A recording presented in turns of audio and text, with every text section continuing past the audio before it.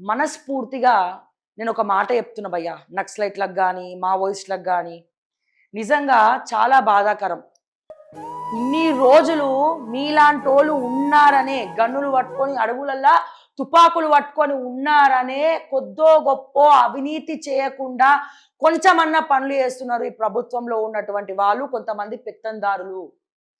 కానీ ఏ రోజుననైతే ఈ తుపాకీ గుళ్ళు మిమ్మల్ని చీలుస్తున్నాయో, మావోయిజం నక్సలిజమే లేకుండా చేస్తున్నామని చెప్పి చేస్తున్నారో, ఇంకా మీరు లేరని తెలిసిన తర్వాత, మిమ్మల్ని చంపేస్తున్నారని తెలిసిన తర్వాత, నక్సలిజాన్ని అంతరించేస్తున్నామని తెలిసిన తర్వాత సామాన్య ప్రజలకు ఇక దిక్కెవరు?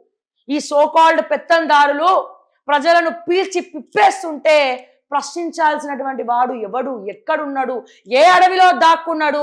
ఏ గన్ను పట్టుకొని తిరుగుతున్నాడు? మా కోసం ఇక లేడే, మా కోసం ఇక ఎవరు రారే, వస్తే ఎన్కౌంటర్ పేరుతో చంపేస్తున్నారే. కన్నీళ్లు పెట్టుకుంటున్నటువంటి ప్రజలకు వ్యవస్థ విచ్ఛిన్నమైన రోజున, వ్యవస్థ చచ్చిపోయిన రోజున మా కోసం ఉన్నది ఎవరు అంటే తుపాకీలు పట్టుకొని ఉన్నటువంటి అన్నలే కదా. ఇప్పుడు ఈ అన్నల్నే కాల్చి చంపేస్తా ఉంటే ఇప్పుడు మేమెక్కడున్నాం? మేము ఎవరిని అడగాలి? మేము ఎవరి కోసం బాధపడాలి?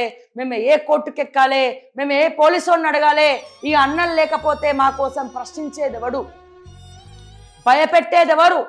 రాజకీయ నాయకులకు కానీ, గవర్నమెంట్ అఫీషియల్స్కి కానీ కొద్దో గొప్ప నక్సలిజం ఉన్నంత కాలం అట్లీస్ట్ కొద్దో గొప్ప భయం ఉండేది. అమ్మో, నేను ఈ తప్పు చేస్తే ఎవరు ఎక్కడి నుంచి వచ్చి కాల్ చేస్తాడో, ఏ నక్సలైట్ ఎక్కడి నుంచి వచ్చి కాల్ చేస్తాడో, ఏ నక్సలైట్ ఎక్కడి నుంచి వచ్చి మమ్మల్ని చంపేస్తాడో అన్న భయం ఈ సోకాల్డ్ ఆఫీసర్లలో, రాజకీయ నాయకుల గుండెల్లో అనునిత్యం వాళ్ళ గుండెల్లో నిద్రపోతున్నటువంటి సింహాల్లా, సింహ స్వప్నంలా మీరు కనబడేది. కానీ ఇప్పుడు ఏ నక్సలిజాన్ని అయితే వీళ్ళు చంపేద్దాం అనుకుంటున్నారో, ఏ మావోయిజం అయితే లేదనుకుంటున్నారో, ఈ రోజున ప్రశ్నించాల్సినటువంటి వాళ్ళు ఎవరు? భయపెట్టాల్సినటువంటి వాళ్ళు ఎవరు?